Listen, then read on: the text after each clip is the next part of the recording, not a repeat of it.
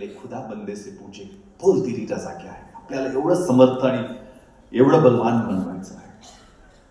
त्यामुळे मी conventional engineering मेडिकलला सगळे जायचे, ते न जाता सरळ थेट आर्ट्सला प्रवेश घेतला. It was suicidal decision.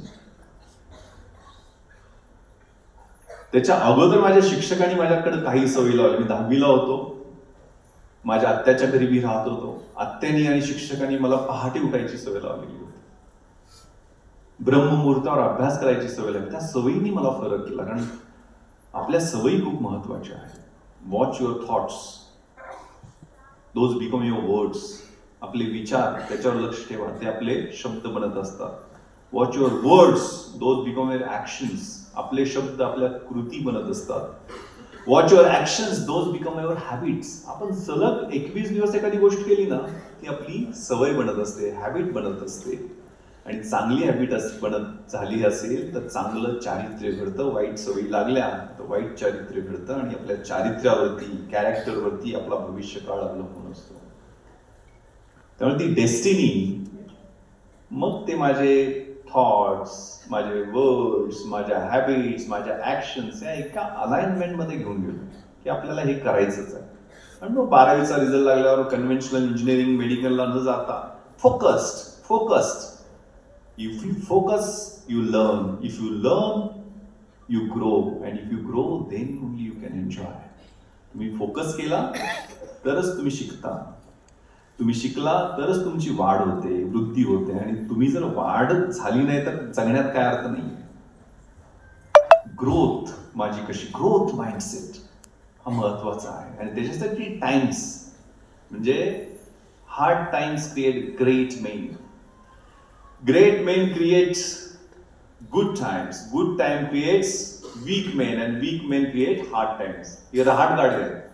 म्हणजे कुठल्या तरी अरबाची गोष्ट मी वाचली होती की माझ्या बापाकडे उंट होता, माझ्याकडे अँबॅसिडर आहे, माझ्या मुलाकडे मर्सिडीज असेल, नातवाकडे कदाचित हेलिकॉप्टर असेल, पण हेलिकॉप्टर आल्यानंतर परत त्याच्या मुलाकडे उंटच येणार आहे. कारण हे फिरतं ना चक्र. कारण हार्ड टाइम म्हणजे कठीण समय असतो, त्यावेळेला चांगली स्ट्रॉंग माणसं, प्रतिकूल परिस्थितीने चांगली माणसं तयार होतात. चांगली माणसं तयार झाली की ती चांगलं वेळ आणतात ना. म्हणजे आता बाप माझा जर गडगंज असेल तर मला कष्ट करायची काय गरज आहे. म्हणजे चांगला वेळ आला ना. चांगला वेळ आल्यानंतर मी वीक झालो. जसं फुलपाखरू, त्या सुरवंटाचं फुलपाखरू होत असतं आणि सुरवंटाच्या अगोदर कोश असतो ना, कोशातनं ते फुलपाखरू बाहेर येत असतं. कुठेतरी प्रयोगशाळेत प्रयोग करताना मुलगा म्हणतो अरे तिला त्रास होतो त्या फुलपाखराला बाहेर यायला, म्हणून तो अंड फोडतो आणि ते फुलपाखरू बाहेर येतं, सहज बाहेर येतं. 2-4 मिनिटांनी तडफडून मरून जातं. त्यात शिक्षक सांगतात अरे ते जे फुलपाखरू बाहेर येताना त्याला जो संघर्ष करायला येतोय त्यातूनच त्याच्या पंखामध्ये बळ येत आहे आणि त्यामुळेच ते जगणार आहे. ते उडी उंच भरारी घेणार आहे. मंजिलें उन्हीं को मिलती है जिनके सपनों में जान होती है. उन्हीं पंख होने से कुछ नहीं होता, हौसलों से उड़ान होती है. तर तो हौसला येणार आहे ना, तो संघर्षात नाही येणार, संघर्षात येणार नाही. त्यामुळे ते हार्ड टाइम्स ग्रेट मेन झाले. ग्रेट मेननी परत इझी टाइम्स आणले आणि इझी टाइम्स मुळे आराम जेव्हा परत वीक मेन, दुर्बळ माणसं तयार झाली आणि दुर्बळ माणसात परत हार्ड टाइम्स तयार होणार, म्हणजे परत उंटावर येणार आहे. त्यामुळे आपल्या पोरांना सगळ्या सुखसोयी देताना हा विचार करा. पॅरेंट इंड्युस्ड वेस्टफुलनेस म्हणतात. मटेरियली इनसेशिबल मॉन्स्टर्स मध्ये आपण मुलांना बनवत आहोत. कारण जे पाहिजे ते द्यायचं, त्याला संघर्षच नाही, त्याला किंमतच नाही कुठल्या गोष्टीची. मग तो कसा उभा राहणार स्वतःच्या. म्हणजे जिराफ ज्या वेळेला त्याला पिल्लू होता ना जंगलामध्ये, तर जिराफाचा मऊ उदरातनं बाहेर पडलेलं पिल्लू झाल्या आई पेकाटात लाथ मारते त्याच्या जिराफाच्या. कारण ते जिराफ उठून उभा राहावं, नाही तर हिंस्र शापद येऊन, वाघ येऊन त्याला खाऊन टाकतील. त्यामुळे तो संघर्ष महत्वाचा आहे. आणि त्यातनं मग रिस्क घेणं, म्हणजे रिस्क घेण्याच्या संदर्भाने एक खूप छान पाब्लो नेरुडाची कविता आहे. मुलांना कंटाळा येत असेल म्हणून कविता आणि कथा आम्ही सांगतो बरं का. चुलबुल बेटे सावधान. 1972ला या कवितेला नोबेल प्राइज मिळालेलं होतं. स्पॅनिश पोएटची कविता आहे. You start dying slowly if you do not read, if you do not travel, if you do not listen to the sounds of life, if you do not appreciate yourself. तुम्ही हळूहळू मरता ज्यावेळेला तुम्ही प्रवास करत नाहीये, तुम्ही वाचत नाही, तुम्ही जीवनाचं संगीत ऐकत नाही, स्वतःचं कौतुक स्वतः करत नाही. Self love. You start dying slowly if you do not let others help you. If you walk on the same path every day, if you become the slave of your own habits, if you do not wear different colors, if you do not talk to the people whom you don't know, तुम्ही त्या सवयीचे गुलाम होऊन जाता, त्याच रस्त्यावर रोज चालता, वेगळे रंग परिधान करत नाहीये, ज्या लोकांशी आपली ओळख नाही त्यांच्याशी बोलत नाहीये, त्यावेळेला हळूहळू मरता. तुम्ही कधी हळूहळू मरता? When you avoid the passions and those turbulent emotions which make your eyes glisten and heart beats fast. तुम्ही कधी हळूहळू मरता? ज्यावेळेला तुमच्या पॅशन्स आणि इमोशन्स तुम्ही टाळायला लागता, ज्यामुळे हार्टबीट्स, हृदयाची धडकन वाढते, वेगळ्या अर्थाने घेऊन आला, आणि डोळ्यामध्ये चमक येते, त्या गोष्टी तुम्ही अवॉइड करता, त्यावेळेला हळूहळू मरता. आणि कधी हळूहळू मरता? If you don't take risks and don't chase dreams, and at least once in your lifetime allow yourself to run away. स्वप्नाच्या मागे तुम्ही धावतच नाहीये, रिस्कच घेत नाहीये, जे अनसर्टन आहे त्याला जवळ करतच नाहीये. एकदा आयुष्यात एकदा ठरवून, ते सेफ आहे, ते कम्फर्ट ग्रुप आहे, ते कम्फर्ट ग्रुप सोडून तुम्ही त्या ध्येयाच्या दिशेने धावत नाहीये, त्यावेळेला तुम्ही हळूहळू मरत असता. त्यामुळं माझं ध्येय समोर दिसताना फक्त डॉक्टर इंजिनियर न करता मी फक्त UPSCची तयारी करायची म्हणून ते ध्येय घेतलं. ते अनसर्टन होतं, अनप्रिडिक्टेबल होतं, अनेकदा ठेचा लागायच्या, जखमा व्हायच्या, पण ते ध्येय होतं ना. मी आठवत आहे प्रतिकूल परिस्थिती काय असते त्याचं एक उदाहरण. मी IG मराठवाडा होतो 2016 साली. एका मुलीनं 12वीतल्या मुलीनं आत्महत्या केलेली होती, म्हणून मी ते किनगाव म्हणून प्लेस आहे लातूर जिल्ह्यामध्ये, तिथे गेलेलो होतो. खूप गदारोळ झाला, कारण त्या मुलीकडे 250 रुपये पाससाठी नव्हते एसटीच्या, आणि त्या 12वीतल्या मुलीने आत्महत्या केलेली होती. आपल्याला माहिती आहे तिथं 5 वर्ष सलग दुष्काळ पडला मराठवाड्यामध्ये. मराठवाड्याच्या जमिनीचं वाळवंटीकरण सुरू झालेलं होतं. त्यावेळेला भाऊ पुण्याला कामासाठी निघून आला, वडील कुठे कर्नाटकात गेले, घरात धुणी भांडी करायला सुद्धा काम कुठे मिळायचं नाही. कुठनं देणार ती 250 रुपये? आणि आपल्याला माहित आहे 12वीत तिला चांगले मार्क होते, 80% मार्क होते 10वीला, आणि 12वीला मग 15-20 दिवस शाळेला जाता येणार. तिथून अहमदपूर म्हणून प्लेस आहे, तिथं ती शाळेला जायची. आणि मग तणाव आला, मग शाळा चुकायला लागली. घेतला टोकाचा निर्णय, आणि माझ्या मोबाईलमध्ये अजूनही ती चिठ्ठीचं कॉपी आहे. तिने लिहिली शेवटची चिठ्ठी की माझी चूक झाली, आई बाबा मला माफ करा. आणि माझ्या 10वीला 12वीला काय खर्च करू नका, ते जेवढे काय पैसे असतील ते माझे जपून ठेवा, आणि ताईचं लग्न तेवढं लावून. ही परिस्थिती पण असते ना, प्रतिकूल परिस्थिती ही आहे, खचून जायचं नाही. विजलो जरी आज मी हा माझा अंत नाही, पेटेन पुन्हा नव्याने सामर्थ्य नाशवंत नाही. छाटले जरी पंख माझे, छाटले जरी पंख माझे, पुन्हा उडेन मी, अडवू शकेल मजला अजून अशी भिंत नाही. माझी झोपडी जाळण्याचे झालेत कैक कावे, जळेल झोपडी अशी आग ती ज्वलंत नाही. घेरण्यास वाट माझी झालेत वादळे अतुर, डोळ्यात जरी गेली धूळ, थांबण्यास उसंत नाही. खेटेल वादळे येईल तुफान, तरी वाट चालतो मी, अडथळ्यांना भिवून अडखळ्याने पावलास पसंत नाही. मी वाटचाल करत राहील. आणि दुसरंच उदाहरण आहे तेवढ्याच प्रतिकूल परिस्थितीचं. अंबाजोगाई म्हणून गाव आहे, तिथं मी IG असताना तिथल्या गावानं एका मुलीचा सत्कार ठेवलेला.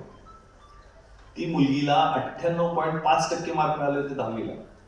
मग ती तुमच्यासारख्या माझ्यासारख्या मध्यमवर्गीय कुटुंबातली नव्हती. तिचे आई वडील स्मशानात चितेला अग्नी लावल्यानंतर ते सगळं जमा करायचं, तिथंच त्या स्मशानभूमीची काळजी घ्यायचं काम करायचं. आणि लाईट पण नसायचे, त्या चितेचा आग असायचे ना, तिच्या भाषणात ती नसायची, ती आग असायची, त्या आगीत अभ्यास करायचे. म्हणजे प्रेत जळते, त्या आगीत अभ्यास करून तिने 98.5% मार्क मिळवलेले होते.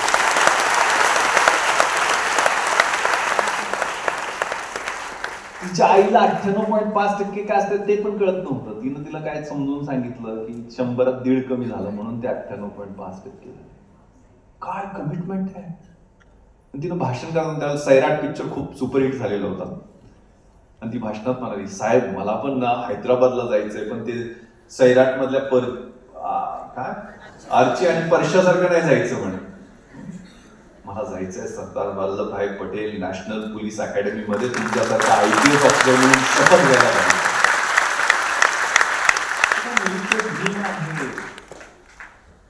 ठेचा लागतात, रक्तबंबाळ होत असतो आपण, अडचणी येत असतात, मुश्किलें जरूर है मगर ठहरा नहीं हूं मैं, रास्तों से जरा कह दो अभी भटका नहीं हूं मैं, कदमों को न बांध पाएगी मुसीबतों की जंजीरें, मंजिल से जरा कह दो अभी भटका नहीं हूं मैं, सबर का बांध टूट जाएगा तो फना करके रख दूंगा, दुश्मन से जरा कह दो अभी गर्जा नहीं हूं मैं. इच्छा शक्ती असते ना, काय आपलं मेडल छत्रपती शिवाजी महाराज 16व्या वर्षी हे लहान मुलं बसले तसे संगडी घेऊन 16व्या वर्षी करंगळी कापून शंभू महादेवाच्या पिंडीवरती रक्ताभिषेक केला आणि स्वराज्याचं नंदनवन घडवण्याचा निर्णय घेतला. प्रीफ्रंटल कॉर्टेक्स, मेंदूचा पुढचा भाग डेव्हलप होत असतो या वयामध्ये. बुद्धीची कपॅसिटी प्रचंड असते, पण चांगल्या वाईटाची जाणच नसते. सत्सद्विवेक बुद्धी डेव्हलप होत असते. त्यामुळे हे जे 16व्या वर्षी धोक्याचं म्हणतात ना, त्यासाठी म्हणतात. पाय कधी घसरेल, कधी आपल्याला जखम होईल, ती जखम कधी चिघळेल, त्याचं कधी गँग्रीन होईल आणि कधी आयुष्य उद्ध्वस्त होईल कळणार पण नाही. मी आता जॉईंट CP होतो त्याला एका मोठ्या प्रतितीय शाळेतली मुलगी, 17 वर्षाची मुलगी, शाळेचं नाव किंवा फॅमिलीचं नाव सांगत नाही, 18व्या मजल्यावरून उडी मारली, कमिटेड सुइसाइड. दोघं आई वडील पार्टीसाठी गेलेलो. संडे पॅरेंट्स, आम्हाला वेळच नाही मुलांकडे बाहेर. ते आहेत बिझी त्या गॅजेट्स मध्ये, त्या मोबाईल मध्ये, काय बघतात काहीच माहित नाही. व्हर्च्युअल रियालिटी आणि खरी वस्तुस्थिती फरक आहे. तिनं सुइसाइड नोट अगेन एका पेजवर लिहिलेलं होतं, start, stop and quit. I quit. Start म्हणजे काय, स्टार्ट मध्ये पुन्हा एकदा तिच्या मनामध्ये तिला सांगितलेलं होतं अभ्यासावर लक्ष दे, फोकस ऑन अकॅडमिक्स.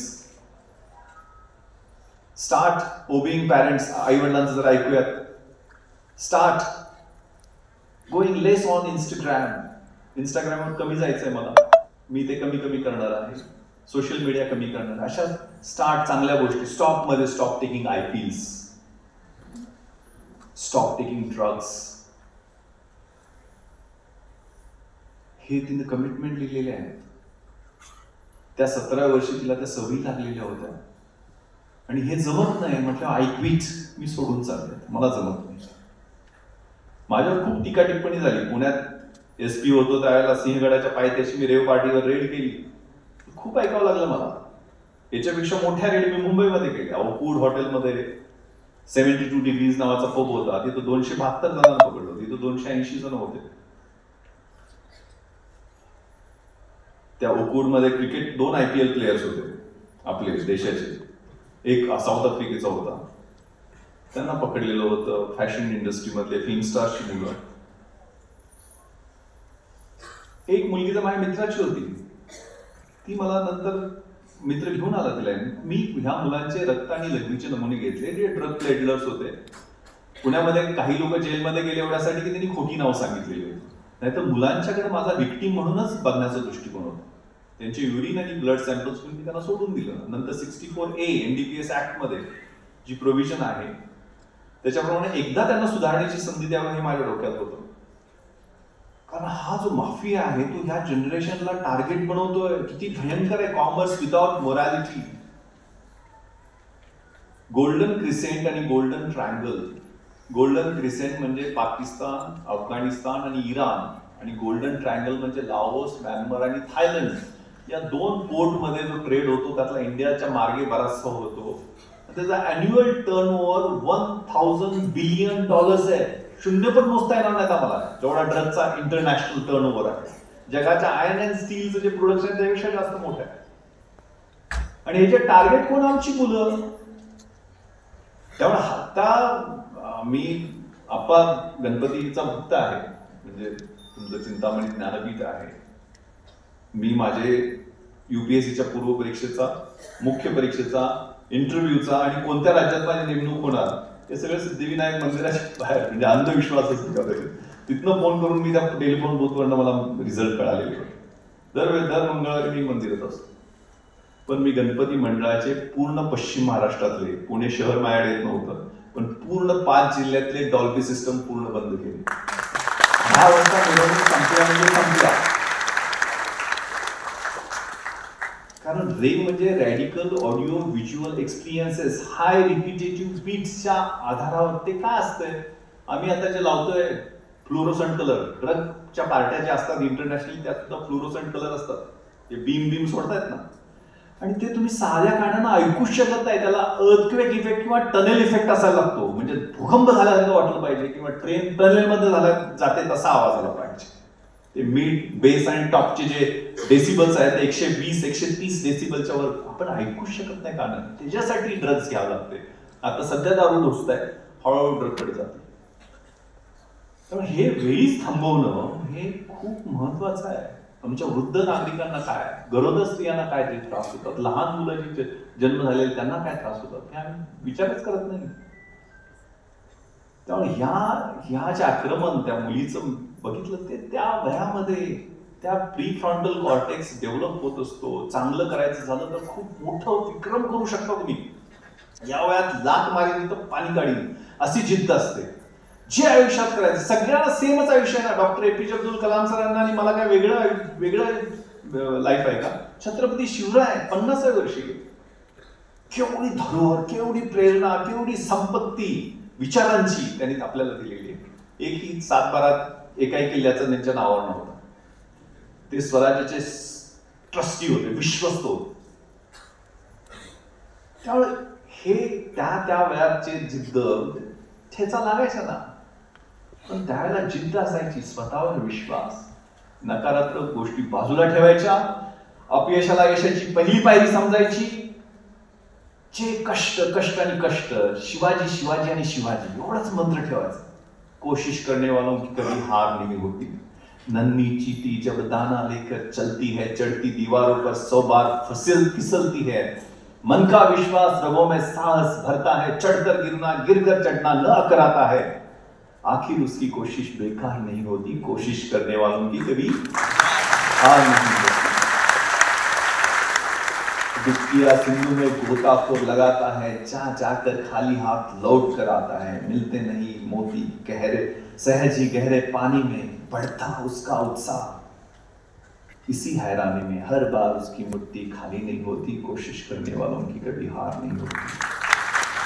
असफलता एक चुनौती है, उसे स्वीकार करो, एक्सेप्ट करा, रिस्पॉन्सिबिलिटी घ्या. क्या कमी रह गई है देखो और सुधार करो. जब तक सफल न हो चैन की नींद त्यागो तुम, संघर्षों का मैदान छोड़कर मत भागो तुम. कुछ किए बिना जय जयकार नहीं होती, कोशिश करने वालों की कभी हार नहीं होती.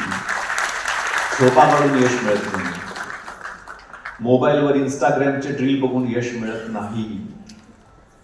चांगलं पण बघू शकता. आम्ही प्रांजल पाटील नावाच्या मुलीचा सत्कार केला होता. ती IAS मध्ये भारतात 750वी आली होती.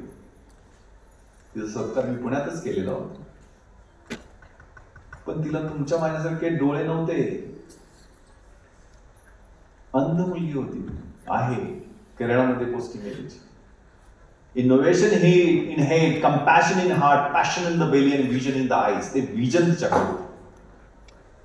आणि तिनं 1250 पानाचं रामचंद्र गुहांचं इंडिया आफ्टर गांधी हे पुस्तक मोबाईलच्या माध्यमातून ब्रेलनं वाचलेलं होतं.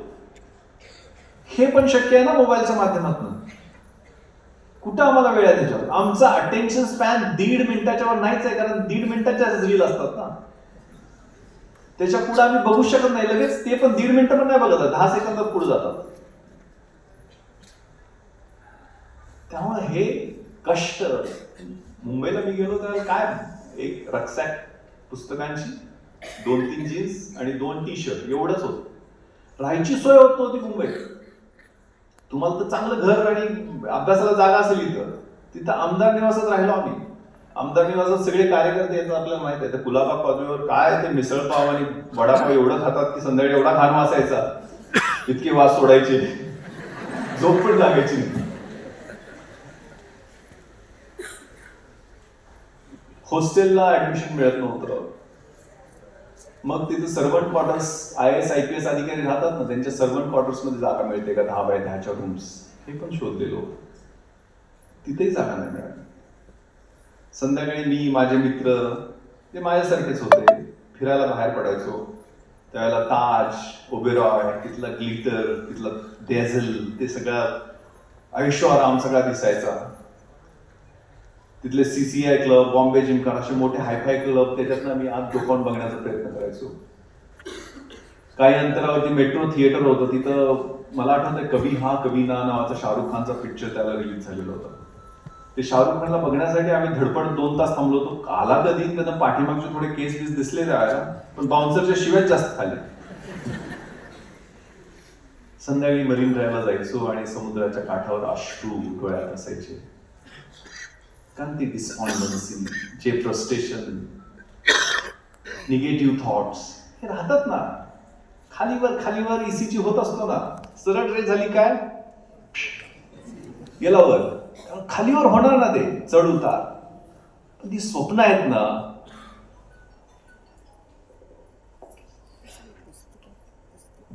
मी घड्याळ पण नाही वापरत, त्यामुळे किती वाजले मला सांगा. माझ्याकडे आहे हुपचं वॉच, ते माझ्या सगळ्या गोष्टींवर नियंत्रण ठेवतं. मी किती तास व्यायाम केला, कसा व्यायाम केला, माझे हार्टबीट्स कसे आहेत, माझ्या BMIचे इंडेक्सेस देते, त्यानंतर मी स्ट्रेन किती आहे, माझी झोप किती तास डीप स्लीप झालेली आहे, REM किती झालेलं आहे, हे सगळं मॉनिटर मी करायला होतं. ते जास्त गुलाम घड्याळाचं व्हायचं नाही, करेल ऑटोमॅटिक, एकदाच दिवसात बघायचं काय चाललंय.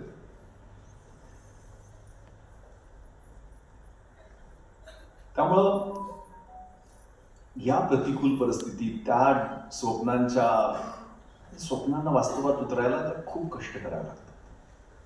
दिवसाची रात्र, रात्रीचा दिवस करावा लागतो. ते प्लॅनिंग करायचं. मग वेळेचं महत्व खूप महत्वाचं आहे.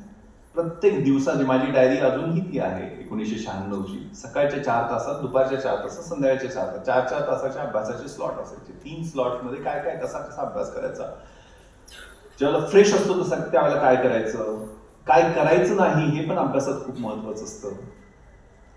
To realise the value of 1 year, ask the student who has failed in his exam. वर्षाचं महत्व जाणून घ्यायचं असेल तर वार्षिक परीक्षेत नापास झाला त्याला विचार, कारण तिचं वर्ष वाया गेलं असतं. To realise value of 1 month, एका महिन्यात, मराठीत सांगतो, एका महिन्याचं जर जाणून महत्व घ्यायचं असेल तर त्या आईला विचारा जिनं 8व्या महिन्यात आपल्या प्री मॅच्युअर बाळाला जन्म दिला. तेव्हा तिला खूप कॉम्प्लिकेशन्सला फेस करावं लागतं ना. आठवड्याचं महत्व ते पोद्दार साहेबांसारखे संपादक वगैरे त्यांना विचारा, कारण आठवड्याचं पाक्षिक साप्ताहिक बनवायला त्यांना खूप एफर्ट्स घ्यावे लागतात. एका दिवसाचं महत्व रोजंदारीवर जाणाऱ्या कामगाराला विचारा, कारण रोजंदारीचा 1 दिवसाचा पगार नाही मिळाला तर पोरं घरात उपाशी राहत असतात. त्याला 1 दिवसाचं महत्व विचारा. 1 तासाचं महत्व तुमच्या बऱ्याच जणांना कळालं असेल किंवा कळेल. गार्डन मध्ये वाट बघत असतात प्रियकर प्रेयसी, त्यांना विचारा. कडपडायला लागतो जीव 1 तासात. 1 मिनिटाचं महत्व, ज्याची ट्रेन चुकलेली आहे त्याला विचारा, ट्रेन निघून गेलेली आहे. 1 सेकंदाचं महत्व, ज्या माणसाचा नुकताच ऍक्सिडेंट चुकलाय 1 सेकंदात, त्याला विचारा. आणि 1 मिली सेकंदाचं महत्व, विच इज मोस्ट इम्पॉर्टंट, त्या रनरला विचारा ज्याला सिल्वर मेडल मिळालेलं आणि 1 मिली सेकंदात त्याचं गोल्ड मेडल घेतलेलं. प्रत्येक सेकंद, प्रत्येक मिनिट, प्रत्येक तास, प्रत्येक आठवडा, प्रत्येक महिना, प्रत्येक वर्ष त्याचं नियोजन, त्याचं पर्ट चार्ट, मी काय कसं केव्हा करणार, हे रोज माझ्या दिवसाच्या शेड्यूलमध्ये मी 5 वाजता उठणार म्हणजे उठणार, मला सकाळचा व्यायाम करणार म्हणजे करणार, मी सकाळची माझी 20 पानं वाचणार म्हणजे वाचणार, मी 5 पानं लिहिणार म्हणजे लिहिणार, मी मुलांच्या बरोबर वेळ थोडा घालवणार. त्याच सवयी माझ्या मुलांना, माझा मुलगा 3 वाजताच उठतो, तो 12वीत आहे, तो मोबाईल वापरत नाही, 14 तास अभ्यास करतो, नीटची तयारी त्याची सुरू आहे. पण बाप काय करतो ह्याच्यावरच लक्ष आहे ना त्याचं. He follows you. आपणच जर 24 तास मोबाईलवर असलो तर कसं होणार, शक्यच नाही ना. त्यावेळेला ती स्वप्न, कारण मुंबईत आलो त्यावेळेला फ्रस्ट्रेशन शिवाय काय असायचं नाही, त्यावेळेला ती मग जिद्द, त्यातनं मग आपली मुंबई 2 रूप आहेत. एकदम हायफाय मुंबई दिसणारी, आणि आमची डिलाय रोडला गावाकडची सगळी मंडळी झोपायची ती 20 बाय 20च्या रूम मध्ये शिफ्ट वाईज झोपायची. एका लाईननं सगळे काळे असे आमचे सगळे भाऊबंद एका लाईननं मिलमध्ये कामगार करणारे झोपलेले असायचे. मग एक शिफ्ट झाली की दुसरे झोपायला येणार. अभ्यास केला नाही तर तिथंच आपला नंबर लागणार 10 बाय 7 बाय 7च्या पुढे. मग ती स्वप्न, मुट्ठी भर लेकर कुछ सपने भर कर जेबों में आशाएं, दिल में है अरमान कहीं कुछ कर जाए, कुछ कर जाए. सूरज सा तेज नहीं मुझ में, दीपक सा जलता देखोगे, मेरी हद रोशन करने से तुम मुझको कब तक रोकोगे, तुम मुझको कब तक रोकोगे. मैं उस माटी का वृक्ष नहीं, मैं उस माटी का वृक्ष नहीं जिसको नदियों ने सींचा है. त्या मातीतला वृक्ष मी नाही जिथं रोज नदीचं पाणी मिळतंय. बंजर माटी में पलकर मैंने मृत्यू से जीवन खींचा है. त्या दुष्काळग्रस्त मातीतनं ते पाणी ओढून मी माझं आयुष्य बनवत आहे. मैं पत्थर पर लिखी इबारत हूं, तुम शीशे से कब तक तोड़ोगे, मिटने वाला मैं नाम नहीं, तुम मुझको कब तक रोकोगे, तुम मुझको कब तक रोकोगे. वीकेंडला बऱ्याचदा मग नाते होते, इकडे तिकडे जायचं, मग सारखं ऐकायला लागायचं, IAS IPS काय होता येते काय, कलेक्टर होणार, कमिशनर होणार, हे शक्य आहे काय. बघा कुठे ते सेटल व्हायचं, आई वडील म्हातारे झाले, किती वर ओझा होऊन राहायचं घरच्यांच्यावर. इस जग में जितने जुल्म नहीं उतने सहने की ताकत है, तानों के शोर में रहकर भी सच कहने की आदत है. मैं सागर से भी गहरा हूं, मैं सागर से भी गहरा हूं, तुम कितने कंकड़ फेंकोगे, चुन चुन कर आगे बढ़ूंगा मैं, तुम मुझको कब तक रोकोगे, तुम मुझको कब तक रोकोगे. झुक झुक कर सीधा खड़ा हुआ, झुक झुक कर सीधा खड़ा हुआ, अब फिर झुकने का शौक नहीं, अपने ही हाथों रचा स्वयं, तुमसे मिटने का खौफ नहीं. तुम हालातों की भट्टी में, तुम हालातों की भट्टी में जब जब भी मुझको फेंकोगे, तब तब कर सोना बनूंगा मैं, तुम मुझको कब तक रोकोगे, तुम मुझको कब तक. 2 वर्ष 96 आणि 97, 2 वर्ष पेकाट मोडे तोपर्यंत आणि बुडाला फोड येतोपर्यंत अभ्यास केला, आणि झालं ना सिलेक्शन IPS मध्ये. आणि परिस्थिती बदलली, त्यामुळे हे अभ्यास करण्याचं हे वय आहे. टाइमपास केला की नाही बदलत परिस्थिती.